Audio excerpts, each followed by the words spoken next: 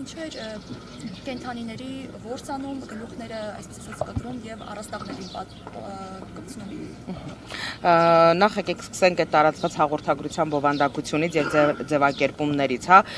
կենթանիներ են առգրավվել ձևակերպումը ինքնին կարծում եմ արդեն այսպես բավականին խնդրահարույց է, ինչ վերաբերվում է մնացածին, հա, ցանկացած մարդ ունի նախասիրություն եւ օրենքով սահմանված կարգով որևէ մեկին արգելված չի թույլատրելի վայրերում եւ պայմաններում իրականացնել որսը առաջին հերթին։ Երկրորդը ինչ վերաբերվում է կենթանիների պահման հանգամանքին,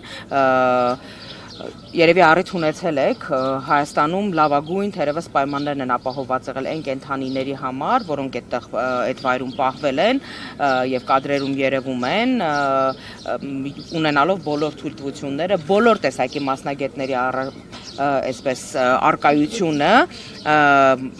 ինչի եմ այսքան մանրամասնորեն այս ամեն ինչին տիրապետում, որտեղ մի քանի տարի առաջ, երբ որ Գագիկ Ծառուկյանը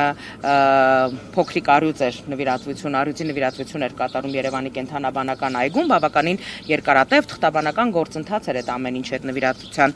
գործընթացի կազմակերպումը եւ բոլոր կենթանիների հետ կապված արկա են եղել բոլոր տեսակի թույլտվությունները, պահպանման այսպես վայրը, պայմանները, բոլորը համապատասխանել են նորմերին, այնպես որ կարծում եմ այստեղ ընդհանրապես գործ ունենք սիմվոլիկայի շատ մեծ սիրահար անձի անձնական վերաբերմունքի հետ։